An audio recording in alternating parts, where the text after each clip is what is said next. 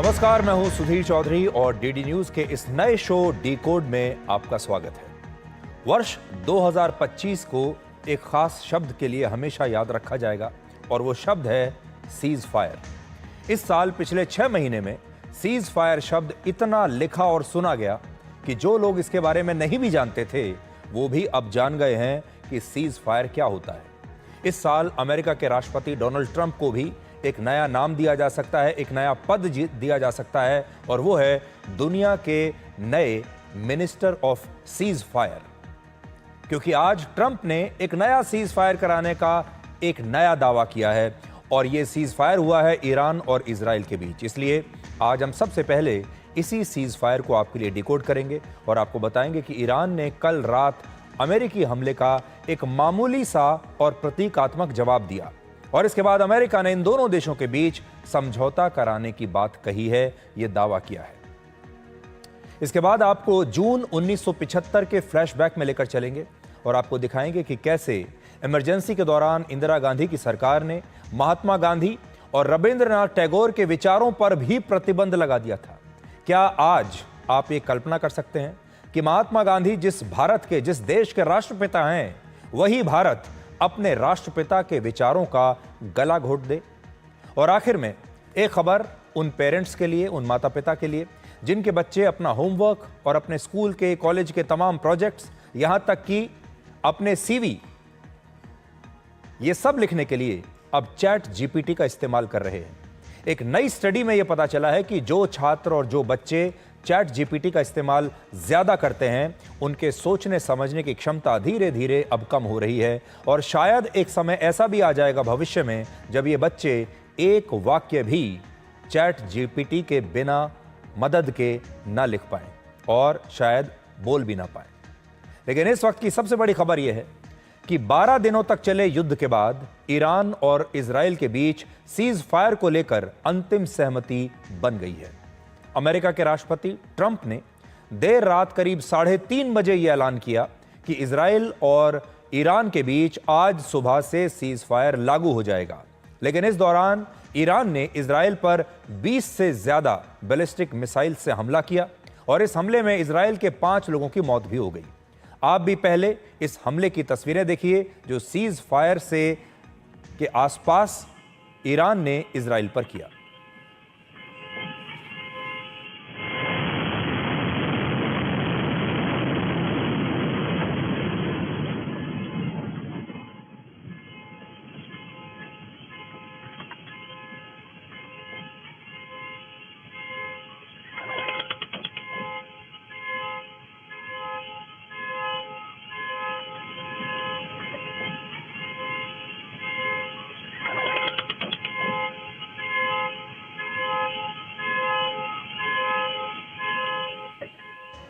तो इस हमले के बाद इजराइल ने भी सीज फायर का उल्लंघन करते हुए तेहरान की एक रेडार साइट को अपना निशाना बनाया और कहा कि अगर ईरान ऐसे हमले जारी रखेगा तो फिर इजराइल भी सीज फायर को मानेगा नहीं।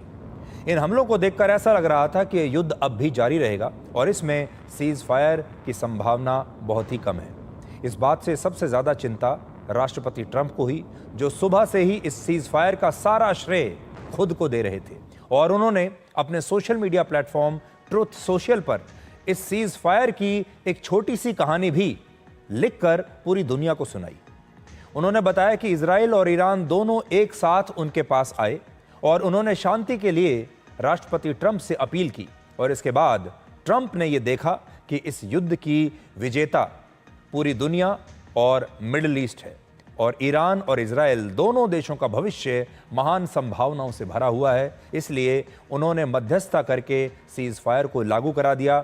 ये उन्होंने सोशल मीडिया का पोस्ट है, मैं आपको बड़ी स्क्रीन पर दिखाता हूं जिसमें आप यहां पर देख सकते हैं, जिसमें वो ये कह रहे हैं कि I knew the time was now, the world and the Middle East are the real winners. अगर ऐसा हो जाता है तो फिर ये दुनिया की जीत है और ये मिडिल ईस्ट की जीत है। और वो ये भी कहते हैं कि the future of Israel and Iran is unlimited and filled with great promise, God bless you both. ये कहानी ऐसी है कि भविष्य में अगर राष्ट्रपति ट्रंप को नोबेल शांति पुरस्कार से सम्मानित किया गया तो इस कहानी को जरूर सुनाया जाएगा और शायद ये शब्द लिखने के लिए उन्हें लगता है कि उन्हें नोबेल शांति पुरस्कार मिल भी जाए। आपको यकीन नहीं होगा कि सीज फायर की घोषणा के बाद आज शाम तक राष्ट्रपति ट्रंप सोशल मीडिया पर ऐसे 12 पोस्ट लिख चुके हैं। एक नहीं, दो नहीं, 12 पोस्ट लिख चुके हैं और उनके हर पोस्ट का सार एक ही है। सार यह है कि राष्ट्रपति ट्रंप ने ही इस युद्ध को रुकवाया है।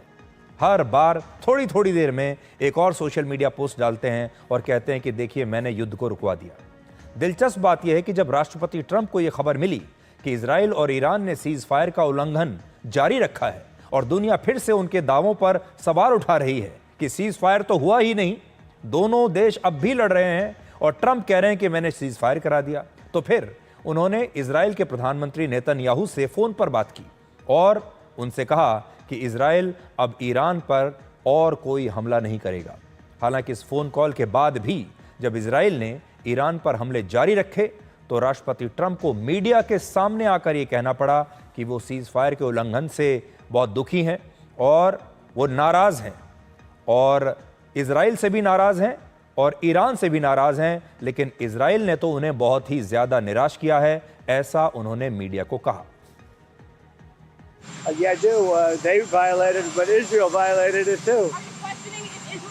Israel, as soon as we made the deal, they came out and they dropped a load of bombs, the likes of which I'd never seen before. The biggest load that we've seen. I'm not happy with Israel. You know, when I say, okay, now you have 12 hours, you don't go out in the first hour and just drop everything you have on them. So I'm not happy with them. I'm not happy with Iran either. You know what? We basically have two countries that have been fighting so long and so hard that they don't know what the they're doing. Do you understand that? तो आप कह सकते हैं कि अब पूरी दुनिया राष्ट्रपति ट्रंप को मिनिस्टर फॉर सीज फायर कह सकती है। दुनिया में कहीं भी अगर लड़ाई चल रही हो, युद्ध हो रहा हो, तो सीज फायर कराने के लिए राष्ट्रपति ट्रंप अब हर जगह पहुंच जाते हैं और सीज फायर का श्रेय वो खुद लेना चाहते हैं। राष्ट्रपति ट्रंप की नाराजगी के बाद इजराइल के प्रधानमंत्री कार्यालय ने एक नया बयान जारी किया और कहा कि अब इजराइल सीज फायर की शर्तों का पालन कर रहा है और ईरान पर किए जा रहे हमलों को पूरी तरह से अब इजराइल ने रोक दिया है। ईरान ने भी आधिकारिक रूप से इस सीज फायर का पालन करने की बात कही है, जिसका मतलब यह है कि यह युद्ध अब रुक गया है और आज जब यह युद्ध रुक चुका है तब बड़ा सवाल यह है कि इस युद्ध का नतीजा क्या रहा, कौन जीता और कौन हारा और इस युद्ध से आखिर हासिल क्या हुआ। तो आज हम एक नया विश्लेषण आपके लिए लेकर आए हैं। युद्ध रुक गया है, लेकिन इस युद्ध से हमने क्या सीखा है और इस युद्ध से किसको क्या मिला है। तो पहली बात यह है कि यह युद्ध निर्णायक नहीं रहा और इसमें ना तो कोई जीता ना कोई हारा।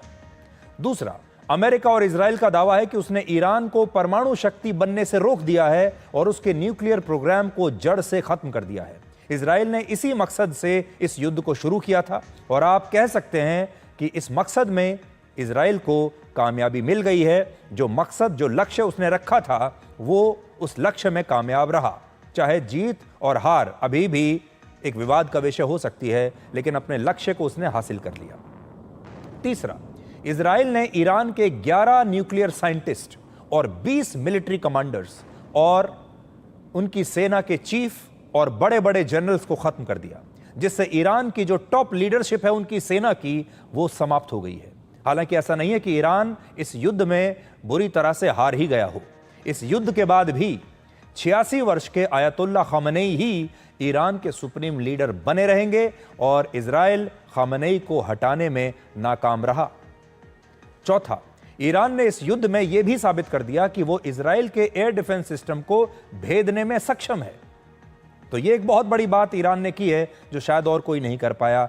उसकी मिसाइल इजराइल के अलग अलग शहरों में जाकर गिरी हैं और उन्होंने इजराइल का नुकसान किया है। उन्होंने इजराइल के एयर डिफेंस सिस्टम को भेद दिया। इसके अलावा दुनिया भर में इजराइल के जिस आयरन डोम और दूसरे एयर डिफेंस सिस्टम की मजबूत छवि बनी हुई थी, सारी दुनिया एयर डोम की तारीफ करती थी, अब उस एयर डोम और एयर डिफेंस सिस्टम को नुकसान पहुंचा और इसकी वजह से इजराइल की छवि को नुकसान पहुंचेगा और ये जो एयर डोम है उनका एयर डिफेंस सिस्टम, इसके खरीदार दुनिया में अब कम हो जाएंगे। इस एयर डोम के जो फैन थे, जो इसकी बड़ी तारीफ किया करते थे, उन्हें भी एक झटका लगा है। तो एक और बड़ी बात यह है कि इजराइल पूरी दुनिया में कहता था अपनी एयर डोम के बारे में कि हमारा एयर डोम हर प्रकार की मिसाइल से हमारी रक्षा करेगा, लेकिन इस धारणा को ईरान ने तोड़ दिया। पांचवी बात, ईरान और इजराइल दोनों देशों को यह पता चल गया कि कौन उनका सच्चा दोस्त है। ईरान को पाकिस्तान समेत सभी मुस्लिम देशों से सिर्फ धोखा मिला, सिर्फ स्टेटमेंट मिले, सिर्फ लिप सर्विस मिली और सिर्फ बयानबाजी मिली, जबकि रशिया और चीन ने भी ईरान की ठोस रूप से कोई मदद नहीं की। लेकिन दूसरी तरफ अमेरिका ने इजराइल का पूरा साथ दिया। तो इसलिए जब महाशक्तियों की ये लड़ाई होती है और दुनिया के जो छोटे देश हैं, जब उन्हें यह चुनना होता है कि इस टीम में, दुनिया में दो टीम बन रही हैं, एक अमेरिका की टीम बन रही है और एक टीम बन रही है चीन और रशिया की, तो जो छोटे देश हैं वो क्या सोचकर किसी टीम को ज्वाइन करते हैं कि अगर हमने रशिया या चाइना को ज्वाइन किया, इनका साथ दिया, तो एक दिन मुसीबत में ये हमारे साथ खड़े होंगे। इसी प्रकार से जो देश अमेरिका के साथ हैं वो सोचते हैं कि एक दिन अगर हम मुसीबत में आए, अगर कोई युद्ध आया, किसी ने हमारे ऊपर हमला कर दिया, तो अमेरिका हमारे साथ खड़ा होगा। इस मामले में अमेरिका ने सारे नंबर अपने हासिल कर लिए हैं और अमेरिका ने दुनिया को यह दिखा दिया है कि अमेरिका अपने सहयोगियों को अकेले नहीं छोड़ता, अपने सहयोगियों की, अपने दोस्तों की मदद करता है, जिस प्रकार से अमेरिका ने इजराइल की मदद की है। लेकिन दूसरी तरफ ईरान के जो पक्के दोस्त थे, जो इजराइल के कॉम्पिटिटर्स हैं, रशिया और चीन, उन्होंने ईरान की ऐसी मदद नहीं की जैसी मदद अमेरिका ने इजराइल की। छठा, इस युद्ध में ईरान का एयर डिफेंस सिस्टम पूरी तरह से फेल हो गया, लेकिन उसकी मिसाइलों ने शानदार असर दिखाया।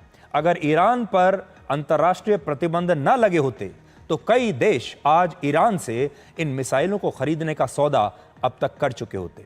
तो ईरान के लिए सबक यह है कि उसका एयर डिफेंस सिस्टम नाकाम रहा, लेकिन उसकी इज्जत बचाई है उसकी मिसाइल्स ने। ईरान की मिसाइल्स ने शानदार प्रदर्शन किया है और यह तब हुआ है जबकि उसके ऊपर इतनी सारी पाबंदियां लगी हुई हैं, तब भी ईरान ने अपनी अच्छी खासी मिसाइल्स बना ली। सातवीं बात, इस युद्ध के बाद अब भी मिडिल ईस्ट में सिर्फ इजराइल के पास ही परमाणु हथियार रहेंगे और वो अब भी मिडिल ईस्ट का इकलौता सीक्रेट न्यूक्लियर स्टेट पावर होगा। पूरे इस क्षेत्र में सिर्फ इजराइल के पास न्यूक्लियर वेपन्स हैं।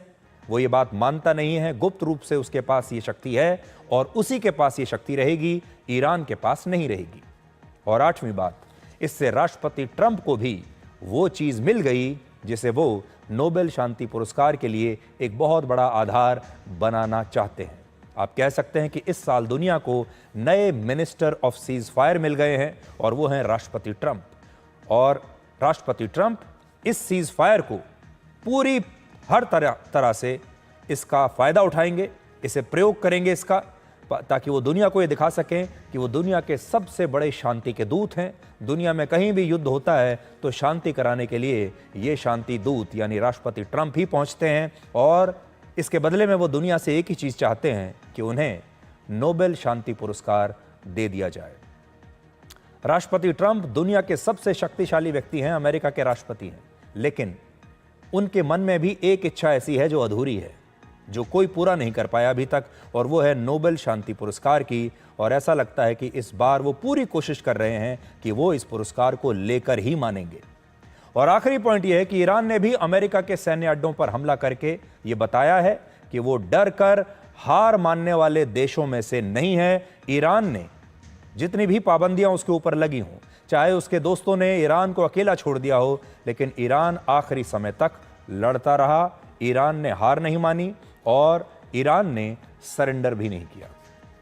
ईरान ने सोमवार को कतर में अमेरिका के सबसे बड़े मिलिट्री बेस और एयर बेस पर मिसाइल हमला किया।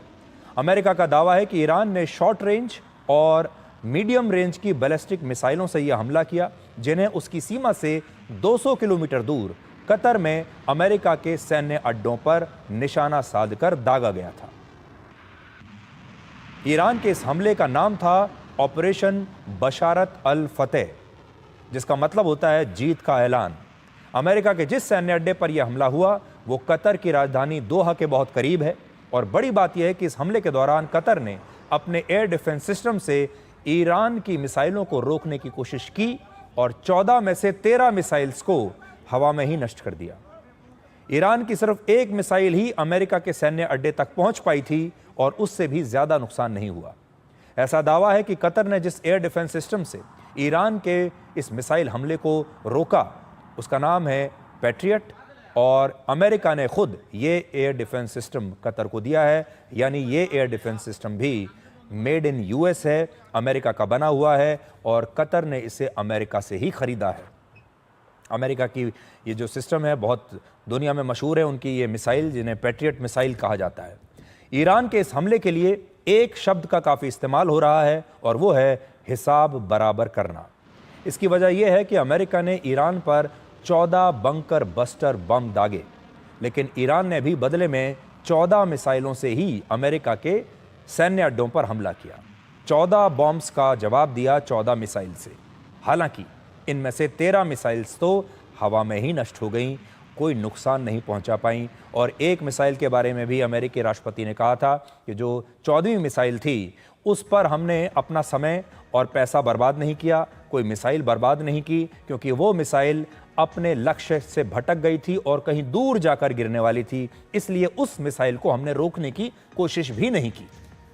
अंतर्राष्ट्रीय मीडिया में ईरान के इस हमले को प्रतीकात्मक बताया गया है। बहुत मामूली सा यह हमला था और ईरान जानता था कि वो अमेरिका का कुछ नहीं बिगाड़ पाएगा। सिर्फ नाम के लिए, बदला लेने के नाम पर उन्होंने ये मिसाइल छोड़ दी और कहा गया कि ईरान का मकसद अमेरिका को नुकसान पहुंचाना था ही नहीं, बल्कि उसे यह बताना था कि वो भी उस पर हमला कर सकता है। ईरान के अंदर इतनी हिम्मत है कि ईरान आज सामने से खुलकर अमेरिका के सैनिकों पर हमला कर सकता है, अमेरिका के अड्डों पर हमला कर सकता है। और ईरान अमेरिका से डरता नहीं। ईरान पूरी दुनिया को यह बात बताना चाहता था। यह बात इसलिए कही जा रही है क्योंकि राष्ट्रपति ट्रंप ने इस हमले के बाद सोशल मीडिया पर ईरान को धन्यवाद दिया और ईरान के लिए लिखा थैंक्स।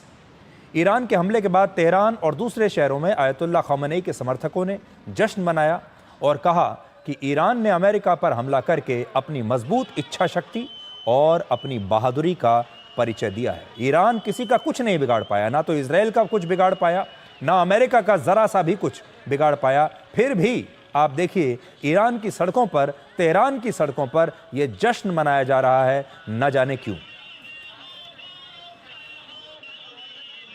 बेइज़्निल्लाह शुरू कनीद। या अबा अब्दुल्लाह अल हुसैन, या अबा अब्दुल्लाह अल हुसैन।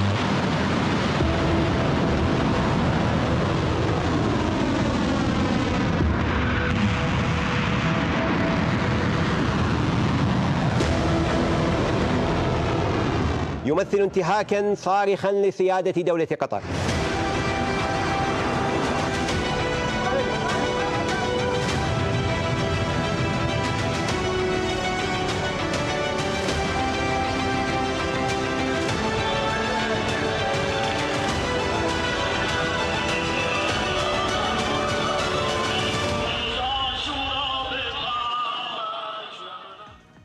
दिलचस्प बात यह है, ये एक ऐसा युद्ध है जिसके सीज़ फायर के बाद, यानी युद्ध के समाप्ति के बाद, इजराइल में भी खुशियां मनाई जा रही हैं, ईरान में भी खुशियां मनाई जा रही हैं और अमेरिका में भी खुशियां मनाई जा रही हैं। अमेरिका कहता है कि मेरी वजह से ये युद्ध रुका, ईरान कहता है कि हम जीत गए इसलिए हम जश्न मना रहे हैं, और इजराइल कहता है कि हम जीत गए, हम भी इसलिए जश्न मना रहे हैं।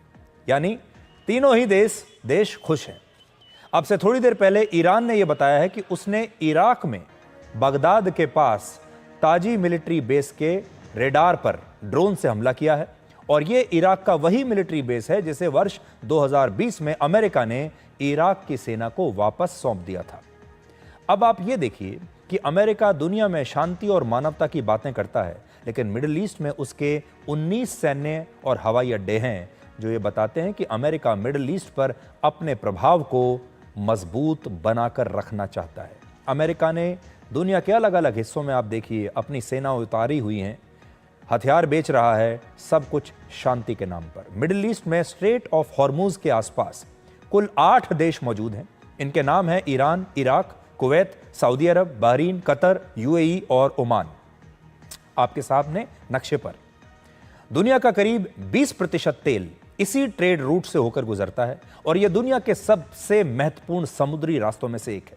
मिडिल ईस्ट का यह इलाका अमेरिका के लिए भी महत्वपूर्ण है और यहां ईरान के आसपास अमेरिका के 19 सैन्य और हवाई अड्डे हैं। आप इस नक्शे पर देखेंगे तो एक तरफ ईरान है और उसके आसपास अमेरिका के सारे सैन्य अड्डे हैं, जिन पर करीब 40 से 50 हजार अमेरिकी सैनिक आधुनिक हथियारों के साथ और अमेरिका की वायुसेना और अमेरिका की नौसेना के बेड़ों के साथ वहां पर तैनात हैं। इनमें भी कतर के मिलिट्री बेस को अमेरिका ने वर्ष 1996 में स्थापित किया था और यहां पर अमेरिका के लगभग 11,000 सैनिक और 100 लड़ाकू विमान तैनात हैं। ये वहां का उनका सबसे बड़ा बेस है। लेकिन इसके बावजूद अमेरिका शांति और मानवता की बातें करता है और राष्ट्रपति ट्रंप चाहते हैं कि शांति को स्थापित करने के लिए उन्हें नोबेल शांति पुरस्कार दिया जाए। इस सीज फायर के बाद दुनिया के बड़े बड़े नेता आज क्या कह रहे हैं, आपको सुनना चाहिए।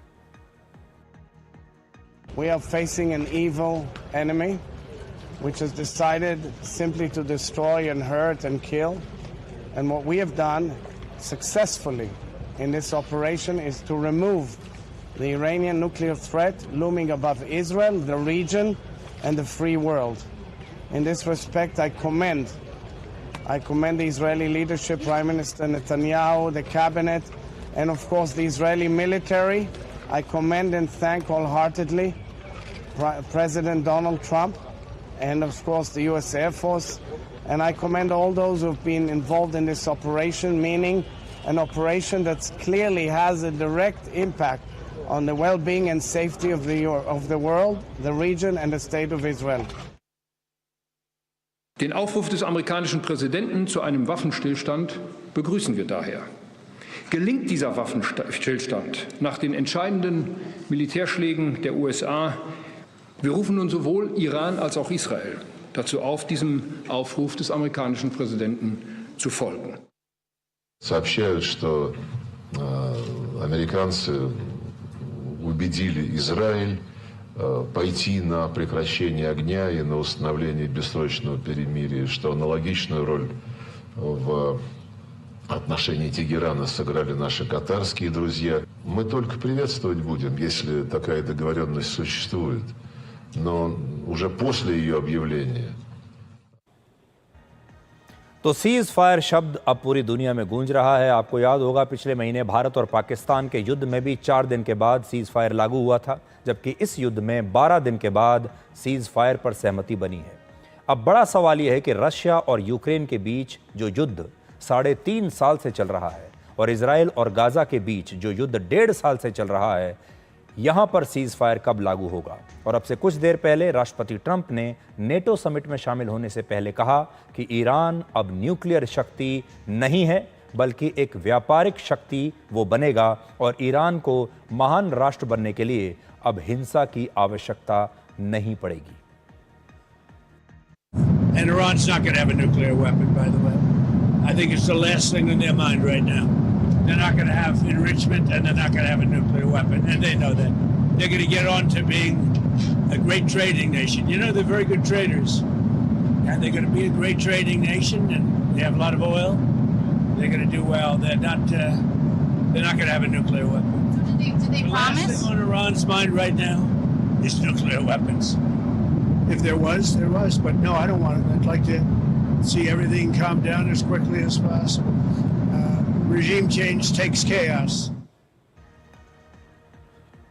अमेरिका के राष्ट्रपति ट्रंप दुनिया में जो भी देश युद्ध लड़ रहे होते हैं उनके बीच समझौता कराने के बाद वो ये कहते हैं कि आप लड़िए मत, आप व्यापार कीजिए, आप ट्रेड कीजिए। और यहाँ वो ईरान को भी यही कह रहे हैं कि ईरान तो एक बहुत बड़ा ट्रेडिंग कंट्री है, ईरान को ट्रेड करना चाहिए, ईरान को व्यापार करना चाहिए। और हर जगह जहाँ भी वो जाते हैं लोगों को यही, हर देश को यही कहते हैं कि युद्ध मत लड़िए, आप व्यापार कीजिए। असल में डोनाल्ड ट्रंप खुद एक बहुत बड़े व्यापारी हैं, खुद बहुत बड़े बिजनेसमैन हैं, बहुत सफल बिजनेसमैन हैं वो अमेरिका के।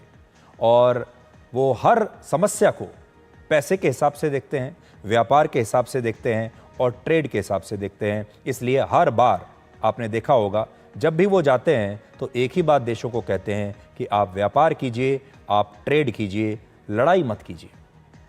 इस युद्ध में अमेरिका के B-2 बॉम्बर विमानों की सबसे ज़्यादा चर्चा हो रही है। आपने भी उनकी तस्वीरें देखी होंगी और अब इस विमान के बारे में कुछ नई बातें पता चली हैं।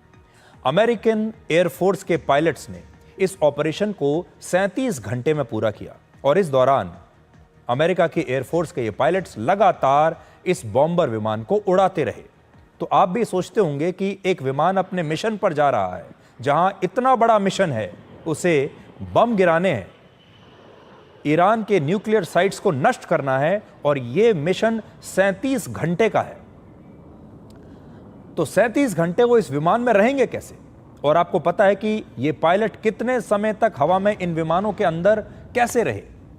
तो एक B-2 बॉम्बर विमान में 2 पायलट होते हैं। जब एक पायलट विमान को उड़ाता है तो उस समय दूसरा पायलट आराम कर सकता है और आराम करता है। पायलट के लिए विमान में एक बेड की व्यवस्था होती है और साथ ही इस विमान में पायलट्स के लिए एक टॉयलेट है, एक माइक्रोवेव की व्यवस्था की गई है और एक फ्रिज भी होता है कि वो अपना खाना गर्म करके खा सकें जो उन्हें खाना है, और फ्रिज में वो अपने पीने का सामान, पानी वगैरह रख सकते हैं।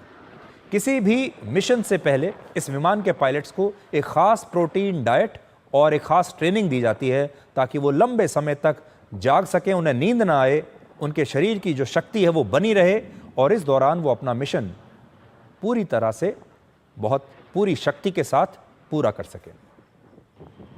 तो ये नई चीज़ें हैं जो B-2 बॉम्बर विमान के पायलट्स क्या करते हैं वो हम आपको बता रहे थे।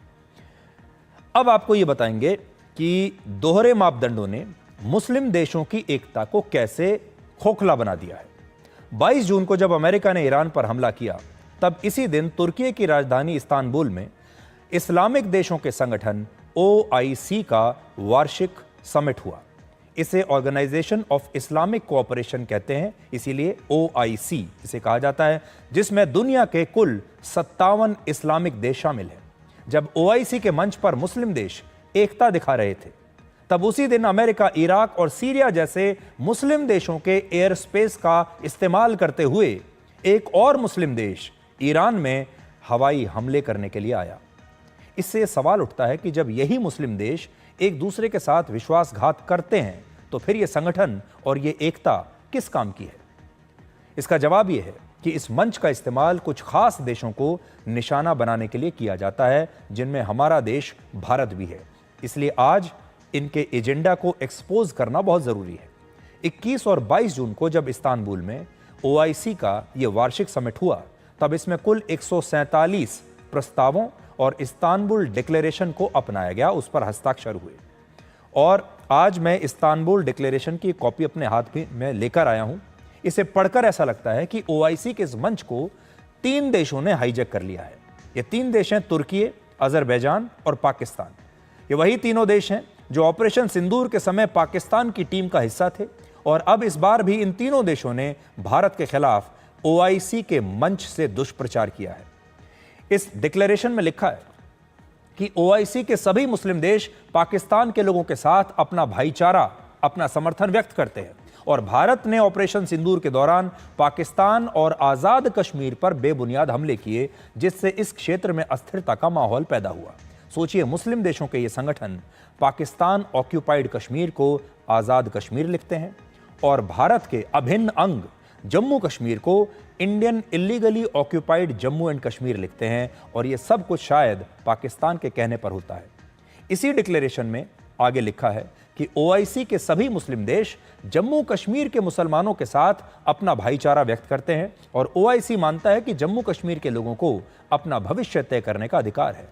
विडंबना यह है कि इस बयान में एक जगह ये सारे इस्लामिक देश कहते हैं कि मुस्लिम देशों के आंतरिक मामलों में बाहरी दखल को स्वीकार नहीं किया जाएगा और फिर दूसरी तरफ यही देश जम्मू कश्मीर पर टिप्पणी करके भारत के आंतरिक मामलों में दखल देते हैं। इसमें यह भी लिखा है कि भारत समेत पूरी दुनिया के कई हिस्सों में इस्लामोफोबिया की भावना बढ़ रही है और मुसलमानों के खिलाफ नफरती हिंसा की घटनाएं होने से उनकी सुरक्षा को खतरा पैदा हो गया है। इसे पढ़कर ऐसा लगता है कि दुनिया के मुसलमान हाशिए पर हैं और दुनिया भर के मुसलमान इस समय खतरे में हैं, ऐसा ओआईसी कहने की कोशिश कर रहा है। और आपने देखा होगा कि जब ये बात कही जाती है तो अक्सर माइनॉरिटीज़ की बात होती है, अल्पसंख्यक वर्ग की बात होती है, और ये साबित करने की कोशिश की जाती है कि मुसलमान अल्पसंख्यक हैं, इसलिए वो कमज़ोर हैं और इसलिए उनकी रक्षा करना बाकी धर्मों के लोगों की रक्षा करने से भी ज़्यादा महत्वपूर्ण है, ज़्यादा ज़रूरी है। अब हकीकत देखिए, पीयू रिसर्च के मुताबिक वर्ष 2010 से 2020 के बीच यानी 10 साल में इस्लाम धर्म की आबादी 34 करोड़ 70 लाख बढ़ी है। ईसाई धर्म की आबादी 12 करोड़ 20 लाख, हिंदू धर्म की आबादी 12 करोड़ 63 लाख और यहूदी धर्म की आबादी 10 वर्षों में सिर्फ 9 लाख बढ़ी है। आपकी स्क्रीन पर आप देख लीजिए, यानी दुनिया में सारे धर्मों की आबादी जितनी नहीं बढ़ी, उससे ज्यादा आबादी इस्लाम धर्म की बढ़ी है। लेकिन इसके बावजूद ओआईसी को इस्लाम धर्म खतरे में नजर आता है। इस संगठन ने यह भी कहा कि फिलिस्तीन के मुसलमानों के साथ अन्याय हो रहा है और गाजा में इजराइल अरब मुसलमानों का नरसंहार कर रहा है। लेकिन बड़ा सवाल यह है कि अगर इन देशों को फिलिस्तीन के मुसलमानों की इतनी चिंता है तो ये सारे इस्लामिक देश अपने यहां इन मुसलमानों को शरण क्यों नहीं देते? गाजा में 20 लाख मुसलमान रहते हैं, जिन्हें अगर दुनिया के ये 57 मुस्लिम देश अपने यहां शरण दें तो एक देश के हिस्से में 35,000 मुसलमानों को शरण देना आएगा।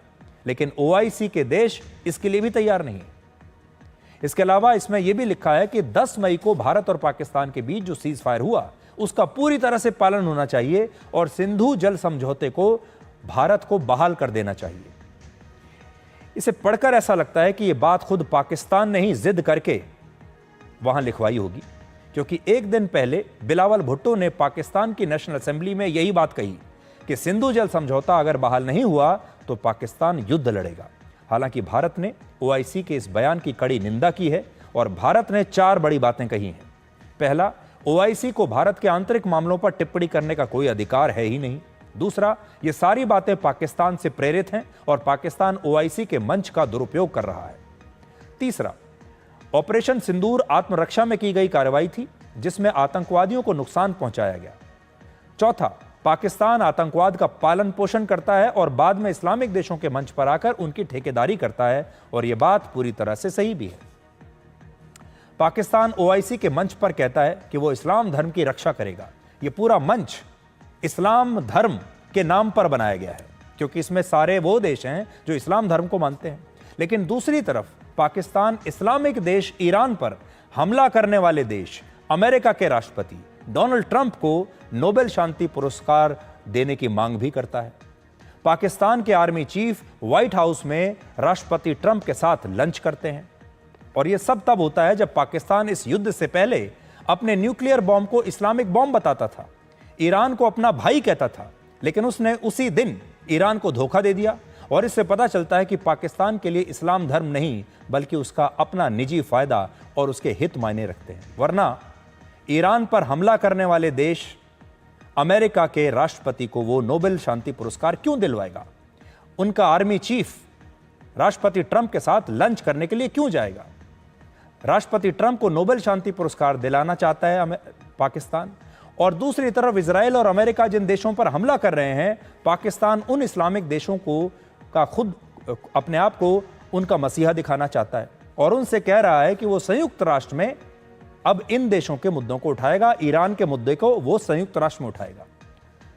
ऐसा करके पाकिस्तान मुस्लिम देशों और अमेरिका के साथ बराबर संबंध रखना चाहता है। लेकिन हकीकत यह है कि पाकिस्तान किसी का भी सगा नहीं और वो इतिहास में पहले भी ऐसा कर चुका है। बड़ी बात यह है कि पाकिस्तान संयुक्त राष्ट्र में अमेरिका के हमले की निंदा तो कर रहा है, लेकिन वो ये भी जानता है कि अगर राष्ट्रपति नाराज हो गए तो पाकिस्तान के न्यूक्लियर प्रोग्राम की समीक्षा भी हो सकती है और ईरान की तरह उसे भी उसके न्यूक्लियर हथियारों के साथ भी अमेरिका वही कर सकता है जो ईरान के साथ किया। इसका एक कारण यह है कि जहां भारत अपने दम पर परमाणु संपन्न देश बना है, वहीं पाकिस्तान ने तस्करी और चोरी करके अपने परमाणु हथियार बनाए हैं। ये बात पूरी दुनिया को समझनी होगी। इसलिए आज ये सवाल सबको पूछना चाहिए कि जब ईरान के न्यूक्लियर प्रोग्राम से दुनिया को खतरा हो सकता है, तो फिर पाकिस्तान के अंदर जो न्यूक्लियर हथियार इस समय तैनात हैं, जो उसके पास न्यूक्लियर बॉम्ब हैं, उनसे दुनिया को खतरा क्यों नहीं हो सकता? इसलिए आज हमारा पॉइंट एक ही है और वो ये है कि दुनिया ईरान के न्यूक्लियर प्रोग्राम को रोकना चाहती है, लेकिन पाकिस्तान के न्यूक्लियर प्रोग्राम से उसे कोई समस्या नहीं। ये बात समझ में नहीं आती। और जो समस्या ईरान से है दुनिया को, अमेरिका को, वही समस्या पाकिस्तान से भी होनी चाहिए। अब हम जल्दी से इमरजेंसी पर हमारी विशेष सीरीज के दूसरे भाग को आपके लिए डिकोड करेंगे। आजकल जिन मुद्दों पर सबसे ज्यादा राजनीति होती है वो है लोकतंत्र और संविधान को खतरे में बताना, चुनाव आयोग की निष्पक्षता पर सवाल उठाना और सरकारी एजेंसियों के दुरुपयोग का आरोप लगाना। यह राजनीति भी सबसे ज्यादा कांग्रेस और लोकसभा में विपक्ष के नेता राहुल गांधी करते हैं। लेकिन आज हम आपको बताएंगे कि इमरजेंसी लागू होने से पहले राहुल गांधी की दादी इंदिरा गांधी ने कैसे भारत के लोकतंत्र का सबसे बड़ा मजाक उड़ाया था। 50 वर्ष पहले आज ही के दिन 24 जून 1975 को सुप्रीम कोर्ट ने इलाहाबाद हाई कोर्ट के उस फैसले पर सशर्त रोक लगा दी थी जिसमें हाई कोर्ट ने रायबरेली से इंदिरा गांधी के चुनाव को खारिज कर दिया था और यह कहा था कि इंदिरा गांधी कुछ शर्तों के साथ भारत की प्रधानमंत्री बनी रह सकती हैं, ऐसा सुप्रीम कोर्ट ने कहा। और इस फैसले को 24 जून 1975 को शाम 4 बजे ऑल इंडिया रेडियो पर प्रसारित भी किया गया था। इस फैसले के बाद इंदिरा गांधी कुछ शर्तों के साथ प्रधानमंत्री बनी रह सकती थीं, लेकिन उन्होंने ऐसा न करके अगले ही दिन 25 जून 1975 को देश में इमरजेंसी लगा दी।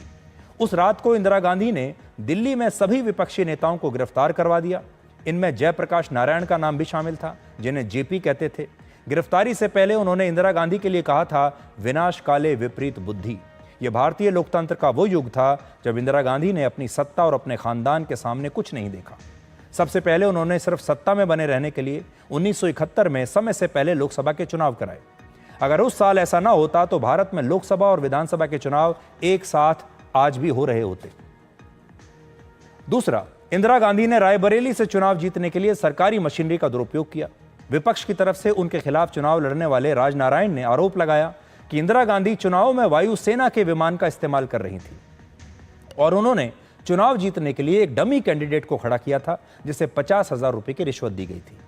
4 साल के बाद 12 जून 1975 को जब इलाहाबाद हाईकोर्ट ने अपना अंतिम फैसला सुनाया तो इंदिरा गांधी को चुनाव में सरकारी मशीनरी के दुरुपयोग का दोषी पाया गया। आज राहुल गांधी चुनाव आयोग की निष्पक्षता पर सवाल उठाते हैं, लेकिन एक तथ्य यह भी है कि भारतीय लोकतंत्र के इतिहास में इंदिरा गांधी इकलौती ऐसी प्रधानमंत्री हैं जिन पर न सिर्फ चुनाव में धांधली करने के आरोप लगे बल्कि ये आरोप अदालत में साबित भी हुए। उस दौर में इंदिरा गांधी ने अदालतों को भी नहीं छोड़ा। उनके खिलाफ हाईकोर्ट के जिस जज ने फैसला सुनाया उनका नाम था जस्टिस जगमोहन लाल सिन्हा। जस्टिस सिन्हा पर फैसला लिखने से पहले बहुत दबाव बनाने की कोशिश की गई। उस जमाने में इलाहाबाद से कांग्रेस के एक सांसद हर रोज जस्टिस सिन्हा के घर के बाहर आकर बैठ जाते थे। वो जस्टिस सिन्हा पर इस बात के लिए दबाव बना रहे थे कि उनका फैसला इंदिरा गांधी के पक्ष में होना चाहिए। एक दिन कांग्रेस के सांसद से परेशान होकर जस्टिस सिन्हा ने खुद को अपने घर में ही बंद कर लिया और अपने कर्मचारियों से सबको ये कहने के लिए कह दिया कि वो उज्जैन में अपने भाई से मिलने के लिए गए हुए हैं, घर पर मौजूद ही नहीं है। इस सब के बीच एक और शख्स उनके घर पर मिलने के लिए आया और उसने जस्टिस सिन्हा को बताया कि दिल्ली में उन्हें सुप्रीम कोर्ट का जज बनाने की चर्चा चल रही है। लेकिन जस्टिस सिन्हा समझ गए कि उन्हें यह प्रलोभन दिया जा रहा है कि अगर इंदिरा गांधी के पक्ष में फैसला सुना दिया तो सुप्रीम कोर्ट में जज बना दिया जाएगा।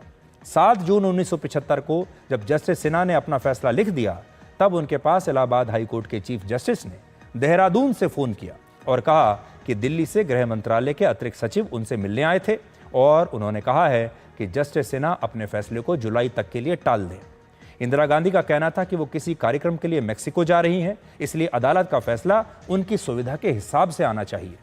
जब जस्टिस सिन्हा सहमत नहीं हुए तो इंदिरा गांधी ने उनके निजी सचिव के घर पर सीआईडी की टीम को भेजा। इस सचिव का नाम था मन्ना लाई और सीआईडी की टीम उनके घर पर जजमेंट की कॉपी ढूंढने के लिए आई ताकि इंदिरा गांधी को पहले से ही पता चल जाए कि उनके खिलाफ क्या फैसला आने वाला है।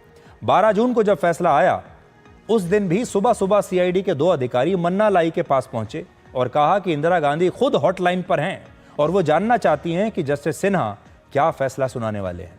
उस समय जस्टिस सिन्हा ने अपने फैसले का आखिरी हिस्सा किसी को भी लिखने के लिए नहीं दिया था क्योंकि वो जानते थे ये लीक हो जाएगा, इसलिए आखिरी हिस्सा उन्होंने खुद लिखा अपने हाथ से, जिसके कारण इंदिरा गांधी अपनी सारी शक्तियों का दुरुपयोग करके भी इस फैसले को लीक नहीं करा पाई।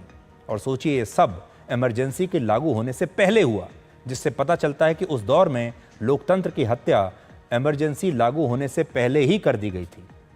आप ये कल्पना नहीं कर सकते आज कि उस दौर में राष्ट्रपिता महात्मा गांधी और भारत के राष्ट्रगान की रचना करने वाले रविंद्रनाथ टैगोर के विचारों को अखबारों में प्रकाशित करने पर प्रतिबंध लगा दिया गया था। और इसका कारण था कि इंदिरा गांधी को यह लगता था कि ये विचार भारत के लोगों को सरकार के खिलाफ विद्रोह करने के लिए प्रेरित कर सकते हैं, उत्तेजित कर सकते हैं, और इसलिए उन्होंने उनके विचारों पर ही रोक लगा दी। इनमें रविंद्रनाथ टैगोर की एक मशहूर कविता भी शामिल थी जिसका शीर्षक है, जिसमें उन्होंने लिखा था, where the mind is without fear and the head is held high. Hindi में इसका अर्थ होता है, जहां मन में डर ना हो और सिर ऊंचा हो। रविंद्रनाथ टैगोर ने यह पंक्ति अंग्रेजों के शासन के खिलाफ लिखी थी, लेकिन इंदिरा गांधी को लगा कि यह पंक्ति उनकी सरकार के खिलाफ भी विद्रोह को भड़का सकती है। रविंद्रनाथ टैगोर के अलावा राष्ट्रपिता महात्मा गांधी और यहां तक कि भगवत गीता के कुछ विचारों और उपदेश को भी अखबारों और पत्रिकाओं में छापने से रोक लगा दी गई थी। और इसका कारण यही था कि इंदिरा गांधी को डर था कि अंग्रेजों के खिलाफ लिखे गए महात्मा गांधी के विचार अब उनकी सरकार के खिलाफ लोगों को विद्रोह के लिए उकसा सकते हैं, आक्रोशित कर सकते हैं। तो देखिए ये कितनी बड़ी बात है। और जिस देश में महात्मा गांधी देश के राष्ट्रपिता हैं, उसी देश में अगर उनके विचारों का गला घोट दिया जाए, क्योंकि उस समय की सरकार को यह लगता था कि ये जो विचार हैं ये क्रांतिकारी विचार हैं, लेकिन ये क्रांतिकारी विचार उनके खिलाफ विद्रोह पैदा कर सकते हैं, इसलिए इनके विचारों पर भी पाबंदी लगा दी। इसके अलावा उस दौर में जो फिल्में रिलीज हुई उनमें भी सरकार का काफी दखल रहता था। फिल्मों को भी एक सेंसरशिप से गुजरना पड़ा। इमरजेंसी लागू होने के बाद 15 अगस्त 1975 को मशहूर फिल्म शोले रिलीज हुई थी, जिसके क्लाइमैक्स को सरकार ने तब बदलवा दिया था। पुराने क्लाइमैक्स में ठाकुर बलदेव सिंह, जो भूमिका संजीव कुमार ने निभाई थी, जिन्हें आप ठाकुर के नाम से जानते हैं, पहले क्लाइमैक्स में ठाकुर बलदेव सिंह गब्बर सिंह को जान से मार देता है, जिस पर सरकार को आपत्ति हुई। उस वक्त central board of film certification ने फिल्म शोले के डायरेक्टर रमेश सिप्पी पर फिल्म के क्लाइमैक्स में बदलाव के लिए दबाव डाला। इसके बाद डाकू गब्बर सिंह की पिटाई के बाद उसे पुलिस से गिरफ्तार करने का सीन दोबारा शूट करवाया गया और फिल्म में जोड़ा गया। यानी पहले फिल्म की जो कहानी थी वो ये थी कि ठाकुर गब्बर सिंह की हत्या कर देता है, लेकिन बाद में नया क्लाइमैक्स शूट हुआ जिसमें यह कहा गया कि इसमें होना यह चाहिए कि ठाकुर गब्बर सिंह को पुलिस के हवाले कर देता है, पुलिस आएगी और गब्बर सिंह को ले जाएगी। 50 वर्षों के बाद यह फिल्म अब अपने ओरिजिनल क्लाइमैक्स के साथ इटली में रिलीज होगी और इसमें वो सभी सीन्स जोड़े जाएंगे जिन्हें पहले उस समय की सरकार के दबाव में हटा दिया गया था। तो अब आप सोचिए, मशहूर गायक और कलाकार किशोर कुमार ने भी आपातकाल के समय मुंबई में यूथ कांग्रेस की एक रैली में गाने से मना कर दिया था। किशोर कुमार ने उस समय के सूचना और प्रसारण मंत्री बीसी शुक्ला के कहने के बावजूद संजय गांधी के लिए एक विज्ञापन करने से इनकार कर दिया। इसके बाद दूरदर्शन और ऑल इंडिया रेडियो पर किशोर कुमार के गाने और फिल्मों के प्रसारण पर बैन लगा दिया गया और यह बैन करीब 1.5 वर्षों के बाद इमरजेंसी खत्म होने के बाद हटाया गया। किशोर कुमार की तरह देवानंद की फिल्में भी दूरदर्शन पर नहीं दिखाई गई। मशहूर कलाकार देवानंद ने तब इमरजेंसी के खिलाफ बयान दिए थे और इसलिए उनके खिलाफ भी, उनकी फिल्मों के खिलाफ भी ये एक्शन उस समय की सरकार ने तब लिया था। तो आज आपको मैं यही बताना चाहता हूं कि उस समय का जो दौर था बहुत खराब दौर था और उस समय जो बातें होती थीं उसकी कल्पना शायद आज आप कर भी नहीं सकते। अब हम आखिर में चैट जीपीटी के उस साइड इफेक्ट को आपके लिए डिकोड करेंगे जो बौद्धिक रूप से आपके बच्चों और युवाओं को कमजोर बना रहा है। आजकल हमारे देश के युवा अपने हर सवाल का जवाब पाने के लिए चैट जीपीटी या एआई टूल्स का इस्तेमाल करते हैं। बच्चों के लिए चैट जीपीटी एक जादू की छड़ी जैसा बन गया है और इसकी मदद से बच्चे स्कूल का होमवर्क करते हैं, कोई निबंध लिखना होता है तो वो करते हैं और अपने प्रोजेक्ट्स भी कम समय में बिना मेहनत के आसानी से तैयार करने के लिए एआई का इस्तेमाल कर रहे हैं। आपको यकीन नहीं होगा कि दुनिया भर में भारत में सबसे ज्यादा चैट जीपीटी का इस्तेमाल हो रहा है। एक रिपोर्ट के मुताबिक भारत में करीब 10 करोड़ लोग चैट जीपीटी का इस्तेमाल कर रहे हैं और इसलिए इस रिपोर्ट को आपको ध्यान से देखना चाहिए अगर आपके घर में भी कोई युवा हैं या छोटे बच्चे हैं, क्योंकि चैट जीपीटी आपके काम को आसान बनाने की बहुत महंगी कीमत आपसे और आपके बच्चों से आगे चलकर वसूलेगा।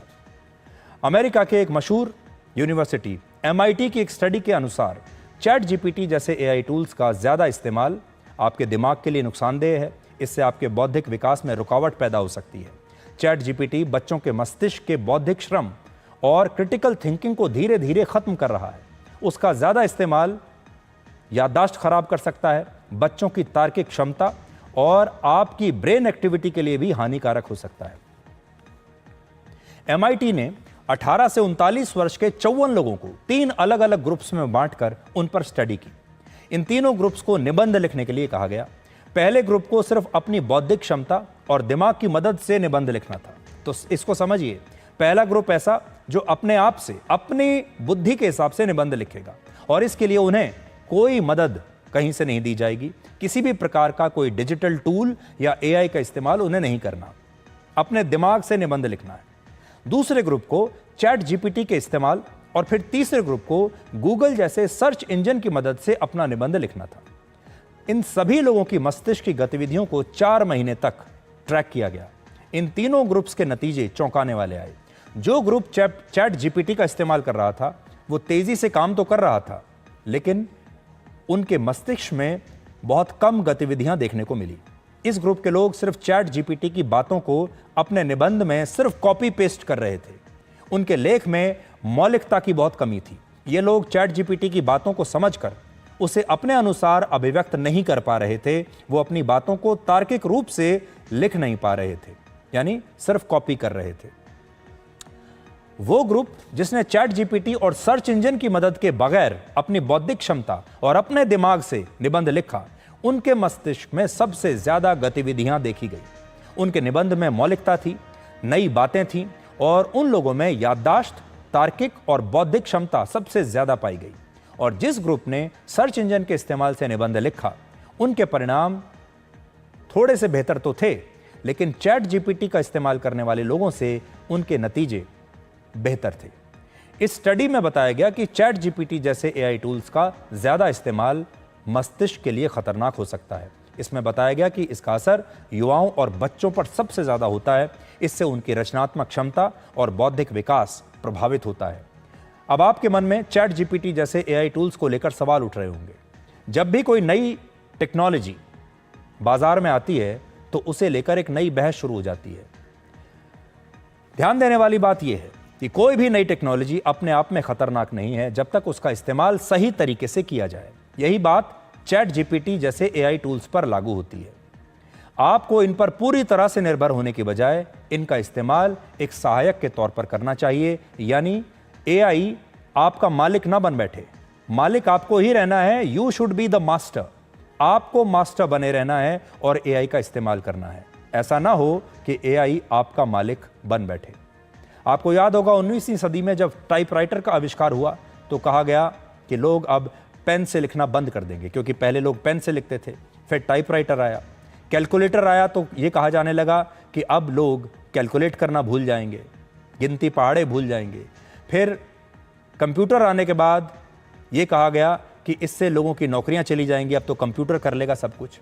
उसके बाद इंटरनेट आया और अब AI आ गया और अब भी यही कहा जा रहा है। चैट GPT आपके काम में मदद तो कर सकता है, लेकिन ये आपके मस्तिष्क का विकल्प नहीं बन सकता। इसी तरह अगर बच्चों की बात करें तो उन्हें सिर्फ सवालों का जवाब नहीं देना है, बल्कि उनके अंदर सोचने समझने की क्षमता को विकसित करना जरूरी है। उनमें बौद्धिक विकास तभी होगा जब वो खुद सोच समझकर काम करेंगे। आज के ज़माने में बच्चों के सामने सबसे बड़ी चुनौतियां 2 हैं। एक है AI का बढ़ता इस्तेमाल और दूसरा है सोशल मीडिया का बढ़ता इस्तेमाल। अब इन दोनों को कंट्रोल करने के लिए हमें अपने देश में नए कानून लाने पड़ेंगे। बहुत सारे बच्चे आजकल यही सोचते हैं कि वो अपनी गति को तेज करने के लिए, समय को बचाने के लिए AI का इस्तेमाल कर रहे हैं, लेकिन आगे चलकर ये उनके लिए हानिकारक साबित हो सकता है। वक्त हो गया एक छोटे से ब्रेक का। अब हम आपसे मिलेंगे 3 मिनट के बाद और फिर 3 मिनट के बाद बाकी की खबरें।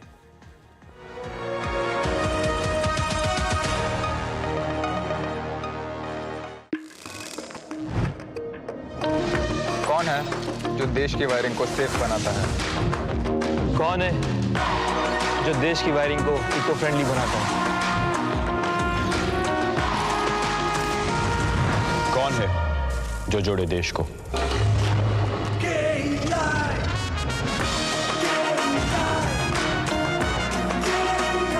विकसित भारत का विकसित wire. Where the software engineer with a big idea meets the smart market analyst, meets the cool UI UX designer, meets the gifted content writer,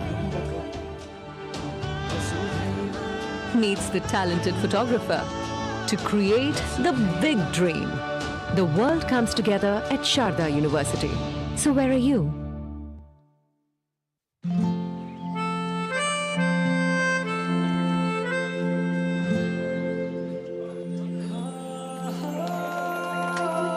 जब अपनों का साथ हो तभी होता है शुभारंभ। इसीलिए सिर्फ मुथूट फाइनेंस सदियों से देते आ रहे हैं हर नई शुरुआत में अपनों जैसा भरोसा। Muthoot finance, India's number 1 most trusted financial services brand. तो गोल्ड लोन के लिए अभी फोन कीजिए 1-800-313-1212 पर। इस देश की हर माँ, बच्चे, बूढ़े, जवान, खिलाड़ी, डॉक्टर, इंजीनियर, सबको गाय भैंस की दूध की शक्ति पर भरोसा है। पर जब इन पशुओं को कपिला पशु आहार मिलेगा तभी तो दूध सिर्फ ज्यादा ही नहीं, शक्ति से भरपूर भी होगा। कपिला पशु आहार, देश का नंबर 1 पशु आहार। Become a proud Prestigian. Pursue BBA and MBA at PIMR Indore. Get 100% placement support. Industry-focused curriculum. Shaping leaders since 1994. Join PIMR Indore. This is no ordinary sky. This is where legends are born. Clear to space transition. Roger. Re-engaging heat. In the vast expanse above, the Indian Air Force reigns. Unseen, unstoppable, unmatched. Join the Indian Air Force to be a cut above. Start successful legal career with Prestige, offering LLB and LLM with expert faculty and practical exposure, shaping leaders since 1994. Join PIMR Indore. कौन है जो जोड़े देश को? विकसित भारत का विकसित wire.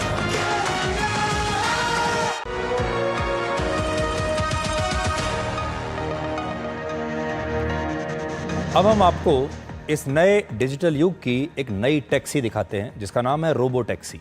Bharat के लोगों ने पहली बार 1911 में टैक्सी का इस्तेमाल शुरू किया था। पुराने ज़माने में भारत की टैक्सियां कुछ ऐसे काले और पीले रंग की हुआ करती थीं, लेकिन आज कुछ शहरों में अब भी ऐसी टैक्सियों का इस्तेमाल भारत में हो रहा है। अब 114 वर्षों के बाद दुनिया के सबसे अमीर उद्योगपति एलोन मस्क ने 22 जून को अमेरिका के टेक्सास में टेस्ला की नई रोबो टैक्सी लॉन्च की है। टेस्ला की ये रोबो टैक्सी एक ऑटोनोमस कार है जिसे चलाने के लिए किसी ड्राइवर की आवश्यकता नहीं है। ये पहली ड्राइवरलेस टैक्सी नहीं है। टेस्ला ने इससे पहले भी, टेस्ला के अलावा और भी कई कंपनियां बिना ड्राइवर की टैक्सीज को विकसित कर चुकी हैं और कई देशों में पायलट प्रोजेक्ट के तौर पर इनका इस्तेमाल भी हो रहा है। लेकिन इलॉन मस्क ने कहा है कि उनकी कंपनी ने 10 साल की मेहनत के बाद इस कार के लिए AI चिप और सॉफ्टवेयर को विकसित किया और टेस्ला की इस रोबो टैक्सी को फिलहाल सिर्फ ऑस्टिन में चलाया जाएगा, जो AI सेंसर्स, कैमरा, रेडार और एक विशेष टेक्नोलॉजी की सहायता से एक असिस्टेंट के साथ बिना ड्राइवर के चलाई जा रही है। और इसका 1 किलोमीटर का किराया फिलहाल $4.2 यानी करीब 364 रुपये है।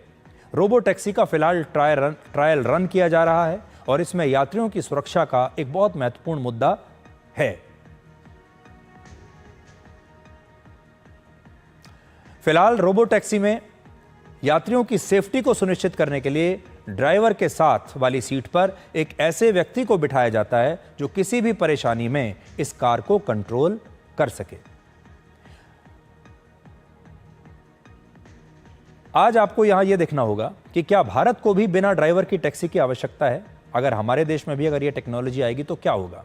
पश्चिमी देशों के लिए बिना ड्राइवर की टैक्सी एक ऐतिहासिक कदम हो सकता है, लेकिन भारत जैसे देश में ड्राइवरलेस टैक्सी का भविष्य क्या होगा, इसका अंदाजा अभी लगाना बहुत मुश्किल है।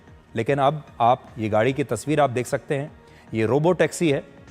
और कल्पना कीजिए कि अगर आपके शहर में भी भविष्य में आगे चलकर इस तरह की टैक्सी आ जाए जिसमें ड्राइवर है ही नहीं और सब कुछ डिजिटली हो रहा है, आप अपना डेस्टिनेशन कहां आप जाने वाले हैं आपको फीड कर देना होगा और ये गाड़ी अपने आप आपको पिक करने के लिए आएगी और जहां भी आप जाते हैं वहां आपको ये गाड़ी ड्रॉप कर देगी।